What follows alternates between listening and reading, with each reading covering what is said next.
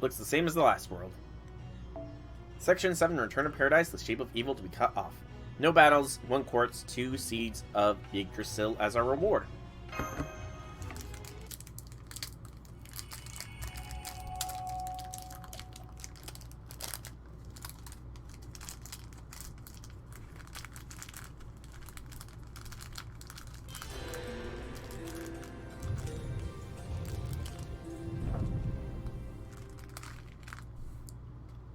And so the clock moves forwards.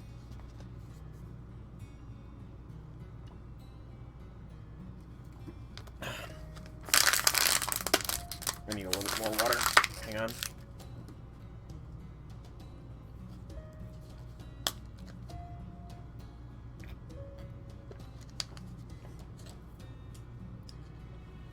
I experienced the Kali Yuga ending several times after Ashvataman was taken from me. I felt the light of creation rubbing me in a tight embrace, just as powerless to do anything as the people absorbed in their worthless prayers. As long as the god of this world doesn't consider you defective, at least there's no bane, you don't feel it. The light just keeps getting brighter, blinding you and even numbing you to the passage of time. The next thing you know, you're right back where you started, only everything around you's been changed. I don't know what the locals make of that experience, but it was awful enough it would almost make me vomit. I'd rather stick my head inside a festering dead body or kiss a pile of excrement from a prison cell without plumbing.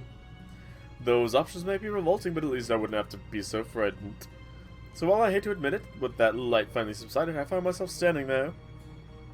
I'll be relieved that I had avoided being taken away. But it was never long after my relief turned to worry, to the point where I could barely think straight. Maybe I just got lucky this time. What about the next time, or the time after that? So in retrospect, it was inevitable that I would take action like this sooner or later. This time I managed to avoid the light by escaping to the reverse side of the world, so I thought I might feel differently now, but surprisingly nothing's changed. Upon laying eyes on this new world of this cycle, I felt the same things as always, loathing and discomfort. To use more contemporary slang, I just can't even with this world. I guess it's how it bothers me even more than I expected. Oh, in many ways it's a perfect world. And yet, it's also just unbearable.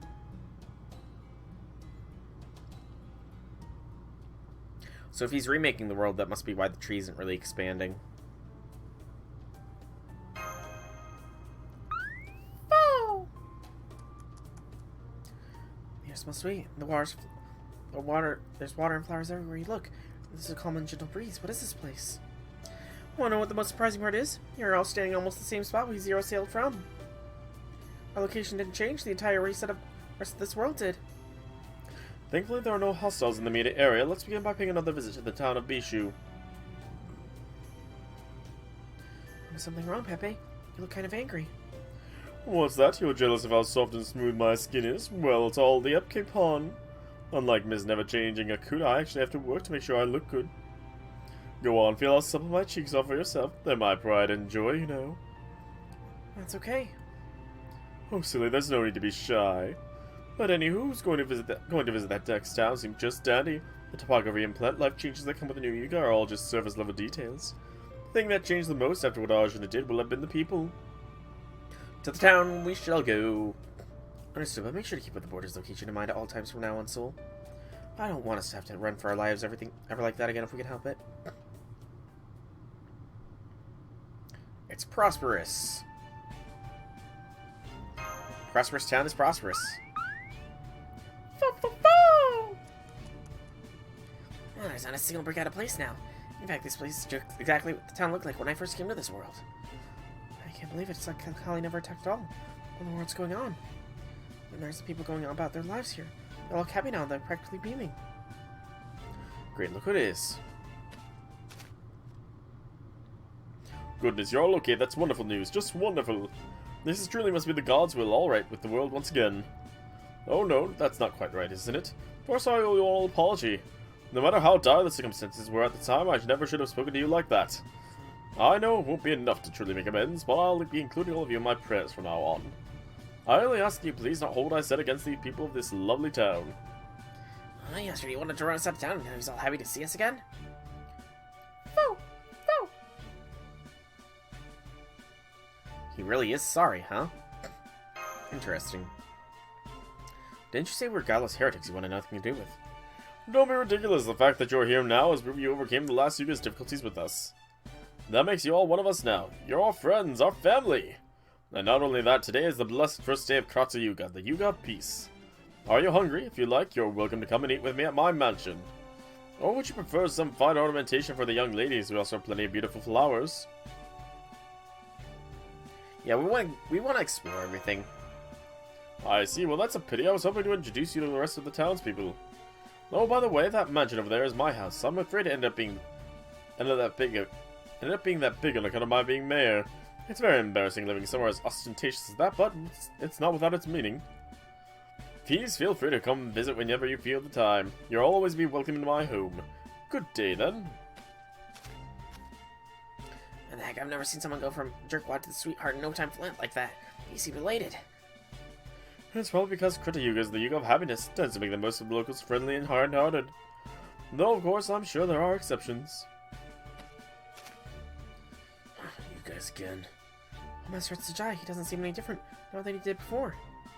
I'm not judging either way. I'm just surprised how simply hearing him click his tongue again made me feel so relieved. And then there's... Oh, it's you guys. This is such a surprise. So you made it to the new Yuga, huh? That's great. Yes, it wasn't easy, but we did make it. I'm glad to see you too. You're okay too, Asha.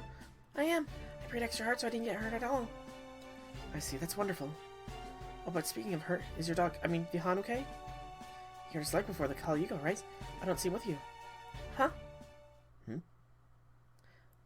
Oh, no. No, no, no, no. No. No, no, no.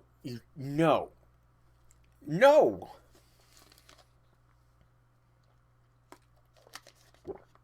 Not only are they deleted, but memories of them are gone as well. No. No. That's just... We gotta take Arjuna down.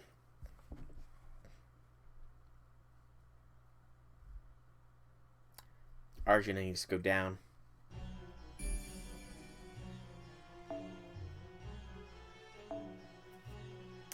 We'll bring Rama along. He's a saber and we're up against Lancers, so it just makes sense. Also got assassins here, so...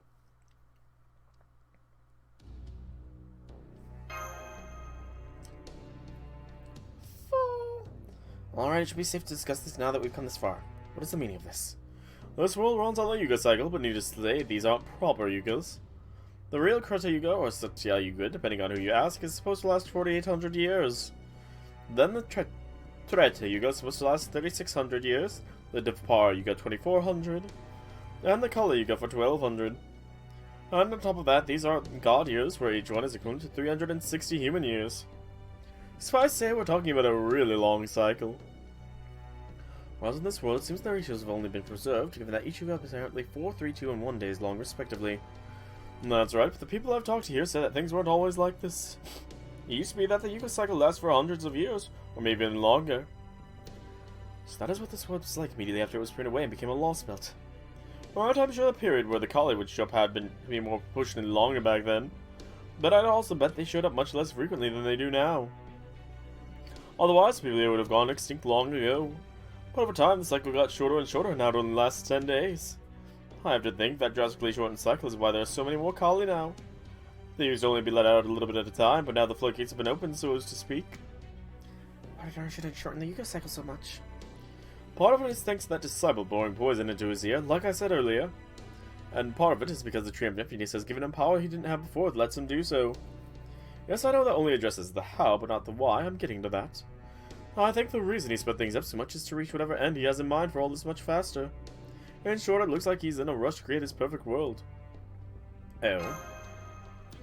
Okay, now I can finally answer the question that's been plaguing all of you. What exactly happened earlier? That answer is that something unique to Arjuna does, something that isn't meant to happen in a normal Yuga. Whenever one of these shortened Yuga cycles comes to an end, he purges everything he considers defective and unnecessary from this world. He believes that by repeating this process over and over, he'll eventually arrive at a perfect world devoid of anything he shouldn't have, or, as he thinks of it, evil. Damn, that's one hell of a destination. I see, so this purging must include living things, not just inanimate objects. Right, and as far as I can tell, when a living thing is perished, it's like it never even existed. So what happened to the poor dog that couldn't be run after breaking its leg? I can't believe it. Ash loved that dog more than anything, and now she just doesn't even remember him. Yeah, that's harsh. It happens to anyone who's unlucky enough to be killed by a collie, too. That's sort of disqualifying offense. Same goes for people who end up as social pariahs, or if Arjuna himself ends up judging you to be flawed. When the next Yuga rolls around, they'll just cease to exist. It might sound contradictory, but I think Arjuna adjusts for things like that whenever he makes the world. I see, so that would explain continuity, and discontinuity can exist simultaneously in a new Yaga. For example, Asha may have completely forgotten her beloved dog, but she still remembered all of you. How does such a thing even work? I'm not entirely sure myself, but I can tell you that Blubbermouth is something the foreign god said. He said Arjuna collects every bit of data that makes up the world whenever he blows it up. Kinda like a snapshot. Then when it's time to begin a new Kurta Yuga, he uses the data. Let's call it Snapshot A to reassemble the world. As he puts everything back together, he removes all the elements he deemed defective and unnecessary. And in the end, he has a new world based on Snapshot A, but reflecting changes he's made. Oh, I get it. He's a cheater. He's basically hacking his save data, changing the parameters to suit his preference before reloading it. Cheaters, the scum of gamers everywhere. Don't they know hacking saves takes all the fun out of it? He's not doing this to have fun, all he cares about is making what he considers to be a perfect world. A world consisting of only what is truly necessary, with nothing wasted or evil to be found. Now I know what genre he's playing too. He's into 4X games. Oh god, he is! He's totally into a 4X game. I know what those are! 4X game is a simulation where the player just sets the initial parameters and lets the world sort of play us out from there. And if you're a cheater, if something happens in your sim, then you don't like, say if an animation takes you by surprise and invades you. You save your game, hack your data and reload, and it's like the animation with bothering you has never existed. That's the kind of thing we're talking about here, right? Arjun's just doing it over and over until he wins, right? I swear, what's the point of even playing if you're just gonna cheat your to win? Death cheaters, that's what I have to say. Some people just care about the destination and not the journey, indeed. Video game analogies aside, if that's true, it sounds like Arjuna isn't remaking the world from scratch every time he resets the cycle then. Instead, he's basically treating the world like a model, adding new parts or removing old ones. Then it would stand to reason that, strictly speaking, the people in here may not be dying and being brought back to life. Yeah, it seems more likely that everything down to their souls is being saved as data, and that their memories are being modified when they're put back into the new world. And if that's the case, we're talking about a much smaller scale feat than creating the entire universe from nothing. It's still a big friggin' deal, don't get me wrong. But if Arjun just got every infinity and support from the Tree of Emptiness, it's theoretically possible. I'm beginning to see the larger picture. There's something about this Lostbelt that is almost reminiscent of singularity. The Russian, Scandinavian, and Chinese Lostbelts we've been so far have been the result of a world with something defective. Definitive event happened in the respective past, dramatically changed the course of history. This city in Lostbelt is still in the middle of it. Definitive event. Here its king continuously trying to evolve the world by regularly recreating it with parameters that would be unthinkable in proper human history. While he has yet to reach his goal of a perfected world, I suspect the reason this world was pruned is that the very act of trying to change it in such a manner was considered a mistake. What is the director going off? If you have any questions, please go ahead. Do you ever shut up? I don't mind you explaining things, but I insist you do so concisely in a report I can read at my leisure. You just gave me the flashbacks to one of my teachers in my clock tower days who lectured me for what it felt like days on end. Who cares if people here are technically dying or not when this world is remade? The part that actually matters is that we will die if we get caught in that. I suppose you do have a point. Of course I do. Now then, I say we pivot this discussion to more practical matters. Namely, how do we stay safe and what is our next course of action? You there, Pepperoncino. It is only by my good gracious that you're running around outside instead of being confined in the border under lock and key. Now replay the favor by telling us something that we can use, damn it. Something you can use? Well, I guess I can think of one thing. Pulling off a feat that master takes a lot out of Arjuna, so he isn't able to move around all that much. And I don't just mean that long stretch of time at the end of the Kali Yuga where he charges up that noble phantasm. I'm pretty sure that unlike most servants, he doesn't do much of anything other than rest most of the time either. I guess he just doesn't have access to the energy he would need to do more than ride that Vimana of his. I think that's how he spends most of his time, just riding around the Tree of Emptiness on his Vimana. Hey, Phoenix! Welcome to the stream. Happy things. I did my 7 available tickets on the banner, just because I wanted to see what I would get. I didn't get anything, but nope, I'm not rolling on this banner. I am saving for the Mama Nobu that is coming soon. Because I can feel it right here in my soul. Mama Nobu's coming home soon, and I need to have that 300 quartz at least ready for her. Well, of course, he might look like he's spacing out up there, but I'm sure he's actually keeping a close eye out for the next bit of evil to purge. It's probably got something to do with containing so many powerful divinities within himself. It would also explain why he seems so devoid of personality. But then isn't that exactly why he wouldn't need other servants to handle things for him? I don't think I've encountered Asclepius yet, as far as the name, but given that I know who... I'm pretty sure it's that robed dude, I'm guessing, right? Excuse me, it's that robed dude. Is he a 4-star? I'm guessing. Okay, so that's why. Yeah, he did. I think he called himself a Lokapala? Lokapala in the original Indian mythology, Lokapala were said to protect the world. They were guardians of all directions. Though I don't know what that could mean. A 3-star story-locked caster that outclasses Eerie. Really now? He's not going to be on the front point banner at all? Ever? That's a little annoying. Also, it's a good thing I am getting these arrowheads, because I'm definitely going to need them for... no, wait, that's Nobukatsu. My bad. I saw Nobukatsu, and I just saw Nobu, and I was talking about Nobu, so I had Nobu on the brain. I wonder if he can spook you later, because, I mean, 3-star story-locked caster... That's tempting. I will admit, that is tempting. We know who their Nessa is now, but who are those other 2 servants? I'm afraid I don't know. I was already on the outs with Arjuna when he got around to summoning them. By that time, he was just considering me an outsider he didn't need to worry about, though since I'm Ashwataman's former master, he did tell his servants to eliminate me if they happened to see me. Suffice to say, I have no idea what their true names are, though I get the feeling they're an archer and a caster. I think I can make an educated guess, but there's no point in speculation. All we need is solid info. Well, this seems to be a good time to tell you that those servants are not the only enemies we face here. There are also secret beasts, the mystical creatures that the people here refer to as the agents of God. Oh, those? They're primitive guardian beasts Arjuna made to counteract the Kali. They manifest naturally. Okay, he looks pretty awesome. Not gonna lie. Damn, he is story like that. Sucks, man. Is he not gonna be on any individual banners other than the upcoming one?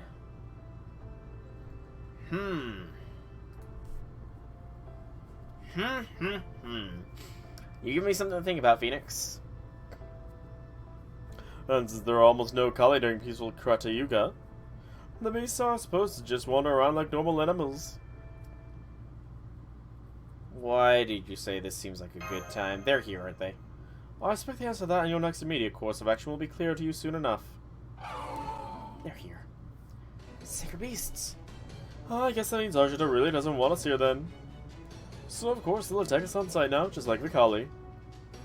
So these beasts will wander around just like ordinary animals, yes? Then we clearly cannot let our guards down just because of the Krata Yuga now. Still, I don't know if it's the sunshine or what, but my body feels lighter now. This shouldn't take long. Yeah, I'll show you guys how well I can hold my own and fight. Or at least I hope I should be able to. So, Ashwataman, I think, is being added to the general pool, I remember reading. I know that William Tell is going to be getting added to the friend point pool. And then... who else was there? Oh, Ash is also the storyline. I mean, I'm not too concerned about getting him. He seems cool, but I don't know. And I'm pretty sure that Jinako can spoop. We got a current buff. Yuga of Peace, increase amount of HP recovered and recover HP at the end of each turn. Okay. That's okay. You know what? Let's do a Brave Chain for Marlin.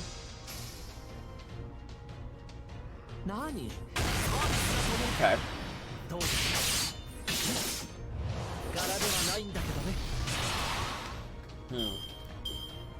So I might have to throw a token of rolls towards Acep then, essentially. I mean, I'm fine with it, you know. Just appearance-wise, he looks like a cool servant. I don't really use healing on my squads too much, mind you, but I'm sure I probably regret not doing that at multiple points in my life, you know. Ron will get your NP. So, you know, maybe he might have a place on my squad. At the very least, I do have Eerie if I don't get him, so, you know. Oh, Rama. Rama. How could you not kill this Uchiha Ravas. This Uchiha Ravas. And now a Sarama. I'm probably butchering these words, by the way. So I do apologize if I offend with my butchering of words here, but I really don't know what else to call them. Outside maybe getting Google Translate to say them, but even then I have to learn the proper pronunciation, and that seems like a lot of work, you know? Like, a lot?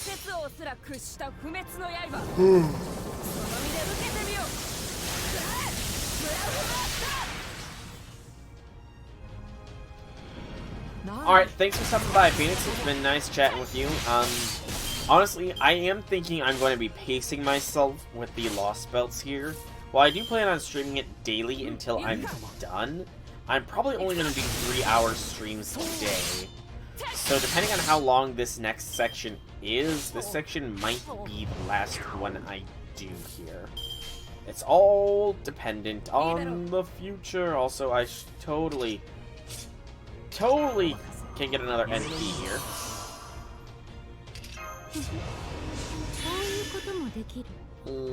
Let's see, do that. Rama. And Rama Smash.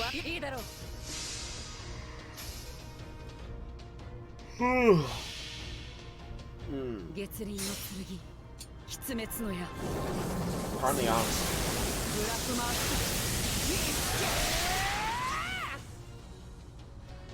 Good. No crits. Sadness. Tears. I cry every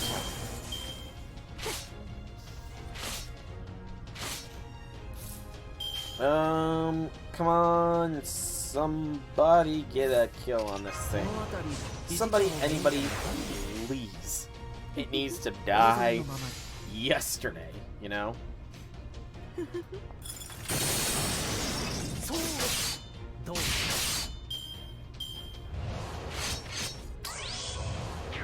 Dang.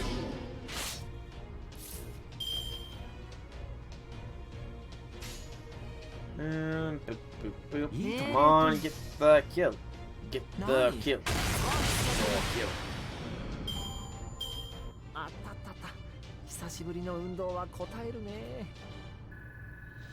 Good. Any new drops? Nope, just black beast grease. Sadness at that. Tisk.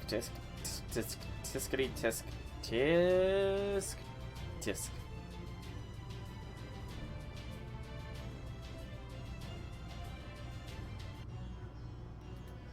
Another no battle one, that's fine. Start. Just my seating position.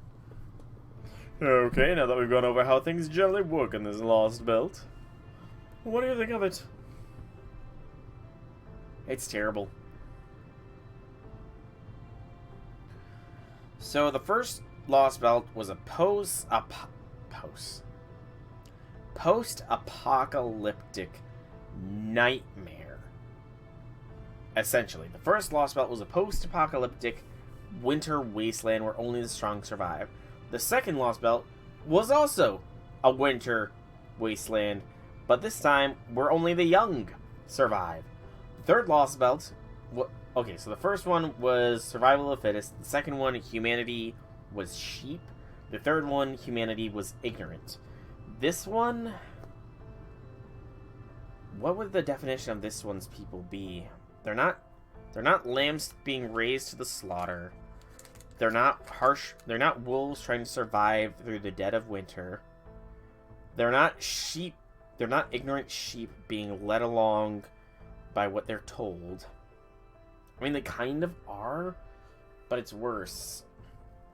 I think Geneko has the best way to do it. They're just the pop in the games that you play. They're just population. Where they're just got erased, you know? It's honestly probably the worst fate out of all the Lostbelt people. Because when you're erased, you're not even remembered, you know? And a little thing, like just dying straight up, will get you erased. You know, I wonder what happens if somebody dies of old age here. That's actually a frightening thought. If somebody dies before the reset happens, then, like, of old age, are they just straight up erased? That would be terrifying, not gonna lie. Yeah, I don't like this Lostbelt in the slightest. My neither. Asha and Vihan looked to me like they were the best of friends. They were like family. And I'm positive he had nothing to do with it. How well Vihan could or couldn't run. It didn't matter how well he could hunt or stand guard either. As far as Asha was concerned, she just loved him and wanted him to stay by her side.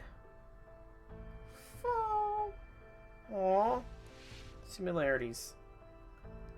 So the god of this world just erased the relationship for his own reasons. With what happens to all that she had for him, all the happiness she felt when they were together. Where does it go? Yeah. Probably the best way to put it. Fo-fo! Amazing. The same girl who used to resemble nothing so much as a living doll expounding on love. Oh, this is just precious. I think I'm gonna cry. Although I wonder what Beryl would say if he saw this new mash. Beryl will say nothing negative of my Mashu. Allow me to offer some criticisms from this world from a different perspective. I'm sure it has been some time since calendar meant anything in this world, but for the purposes of our discussion, let's say the year here is 2021. As I'm sure you're aware from visiting a nearby town, civilization here has not advanced anything like as far as the proper human history. That is not to say I value post-industrial age advances or that I have any appreciation for life lived in harmony with nature. I assure you neither of that is true. I am merely saying that civilization as a whole has clearly not progressed here when compared to proper human history. That aspect alone is almost enough for me to declare this world a far cry from anything approaching the ideal. The march of civilization has stalled here, just like the Chinese Lostbelt, albeit for very different reasons. Yeah, not really need saying, but I don't like the way this god does things either. Cheaters get permabanned, that's what I say. On another note, is everything okay, Rama? Something on your mind? I just realized something. Arjuna's obtained every divinity in this Lostbelt's history, right? Then that would mean Sita is one of them. Really? Just as I am an avatar of Vishnu, she's an avatar of Vishnu's consort, Lakshmi. And of course that doesn't mean they are one and the same, but they're certainly close enough, so then, what should I do? What else? I have to save her. That's who I am. It's my very reason for existing. So love is your main motivator for defeating Arjuna? Well, that's just beautiful. What do you think of Arjuna, Pepe? Me? As like I said, I thought he and this world were dead end the moment I met him. Can't get much further from my type than this version of Arjuna. He might be a pretty face, but that soul of his is as ugly as sin. Master, there may or may not be a need for me to say this, but please, let me say it again anyway. Pepe is a good person. I believe you can trust him, and I think we should work together with him on this. We're on the same page, Mamashu. Oh, that's sweet. Thanks, you two. Nonetheless, the fact remains that you are a crypto. Are you truly about to let your sight and Lostbelt be destroyed? What will you say to the others? Why, I'll just say I did my best, but it wasn't good enough. Oopsie. I don't want to get on their bad side either. I'm just gonna go with the flow here. Well, I trust you're even less now. If you're so easygoing, why did you join the Cryptors in the first place? You could have just torn them down from the start. Well, that was a cruel thing to say. Huh? Circumstantial change confirmed. I have a proposal for you, chosen ones, an offer for those of you who were cast aside. If you desire acclamation, then choose rebirth. If you desire indolence, then choose eternal sleep. It makes no difference to a god. I didn't want to have to tell you this, but we didn't have any choice. Thawing the coffins might not sound like a big deal, but it's basically just like recovering dead body. Thawing the coffins... Thwang. Thawing the coffins might not sound like a big deal, but it's basically just recovering bodies. We were all dead in there, we were never going to wake up from that darkness. But then the foreign god came and told us, you may live on our scripture or die as a master. And that was that. Honestly, I still don't know who or what this foreign god is. Kashtari seems like he does, but he's not one to talk. All I know is that in exchange for being given new life, we were thrown out into this newly wiped clean world. And put in charge of growing our respective Lostbelt trees of emptiness. Of course, I know we betrayed all of mankind when we chose to leave our coffins as scriptures, so I'm not under any illusion that we're real victims here. I'll even admit that I thought this game, so you will get to be the king of the world, sounded fun. Whatever it will be, you know. And if an old monk friend of mine were here now, he'd probably say something like, you guys were just unlucky. Still, there isn't nothing to be gained from cursing your fate, and besides, I was already getting bored with it. So I'm just going to do the best I can and try not to throw my life away for nothing. I'm not going to sell out my fellow cryptors, and I have no desire to fight all of you to the death either. And since that works out for both of us, isn't that good enough for now? And assuming nobody on Team A will willingly choose to side with the foreign god. I don't know about all of us, but me, Katak, and Ophelia sure didn't. Though I guess Ophelia is an exception. She swore to become a cryptid for her own very personal reasons. Then please, just tell me one thing. Where does the name Cryptors come from? That is a good question. Is it a code name for something? Did the foreign god give it to you? No way! You're really bringing that up now? Oh, right, I just remembered. You never knew this, did you, Mashi? Now it all makes sense. The name Encryptors comes from Director Marsbury. It was the title he gave to the very special masters who were chosen for Team A. Interesting. So, they've always been Cryptors. They just renounced their title as Masters. Anyway, let's talk about exactly how we can go about beating Ajna. Because I'll be honest, I've got nothing. This is no laughing matter. He even shrugged off my double phantasm like it was nothing. Although now I understand why. It's because his very divine existence is just that strong. There's no trick or even magecraft involved. It's just what he is, plain and simple. Geez, so he even cheats just by existing. How in the world are we supposed to beat him then? Honestly, you're on a much worse ship to fight him now that Carly's out of the picture.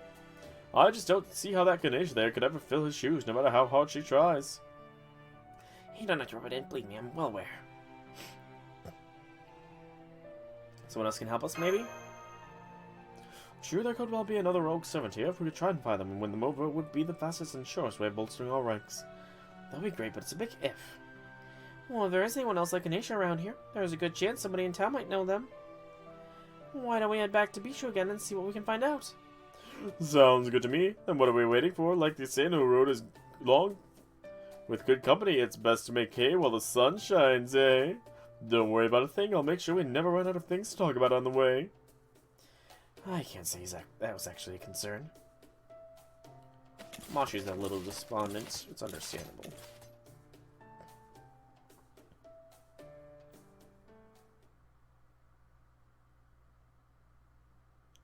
Didn't have a choice. Sorry, I'd forgotten that. Everyone had their reasons for making their choices that they did. That's why things ended up like this. Gonna flashback to Ophelia. Oh, nope, Katak. Oh, so we're not getting dialogue. Flashbacks, just flashbacks.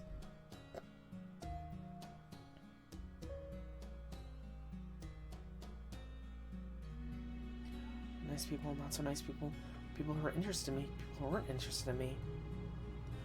Who was interested in you, Mashu? I know everyone on Team A. I'd forgotten any of that. I only just remembered that there were also people who lived in Chaldea.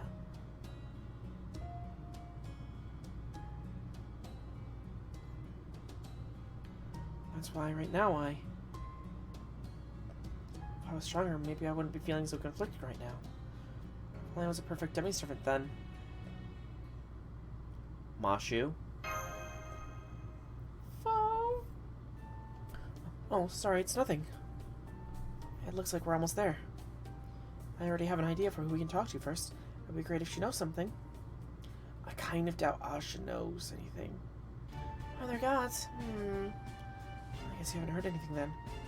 Maybe us using the word God isn't the best way to go about it. It might be better to take a different approach. We're looking for someone who is very much out of the place in this world. In other words, someone who finds this place as wrong as we do. If someone like that exists, they'd probably be out fighting Kali regardless of what Yuga it is. So that question is, you should be asking is... Here, little miss, let me put this to you in this way. Have you heard of any rumors about naughty heretics who don't obey your god's teachings? Oh, besides us, of course. Oh, I think the mayor would probably know something about that. Well, I wouldn't call them bad exactly. Everything alive in this world is God's creation after all. But I wouldn't say they're just a bit too focused on the wrong things, unfortunately. Nonetheless, yes, I have heard there are people like that in the village on the other side of the mountain. I'm told they spend most of their time taking up weapons and fighting the Kali in defiance of the God's teachings. They certainly do things differently than we do in Bichu, where we accept God's trials with piety and grace. But I suppose that's just the way they choose to live their lives. It's somewhat shocking how much more amiable he is now compared to when we first met him. But at any rate, this is great. Now we have a promised lead. Let's hope it's village railway master. Sounds good to me, but just be aware you might not be able to get there by nightfall. I think it's better if we don't move around too much in the middle of the night. So if you find a good place to make camp, don't be shy about doing so, okay? Don't worry about that. I hate going at forced march. If I have to go high, I'll just make sure to make it nice and slow. As long as I'm around, I won't be letting anyone push themselves too hard. Not even if they wanted to. That's Ganesha for you. No excess work. That's not much of a mountain we're crossing. It's more like a river. On the other side of the mountain, I don't see a mountain there.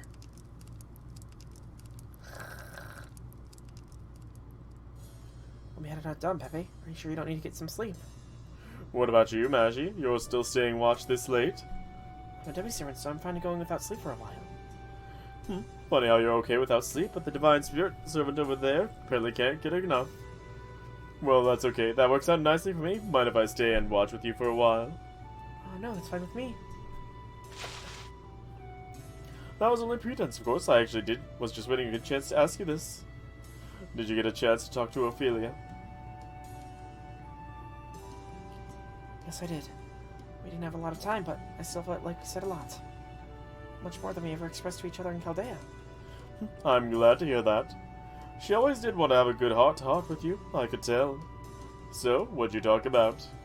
One of our topics was romance. No way. Seriously? Oh, what I wouldn't give to have been a fly on the wall for that. I can't think of anything better than Ophelia talking about romance. I can just imagine the three of us chatting over a nice cup of tea, hours passing in the blink of an eye. Do you know what happened to everyone, Pepe? I heard what happened from Krishtari and the others, yes, but those are just boring old facts. That's not what I really wanted to know. That's why I wanted to ask you about them directly. I see, I don't think there's anything I need to keep secret, so I'm happy to answer any questions you have. Even though I'm a cryptor? Even though I'm your enemy? Yes, I remember that. Despite everything happened, we are still both members of Team A. That hasn't changed just because you're a cryptor now, too. I see, well thank you. Mash has another friend.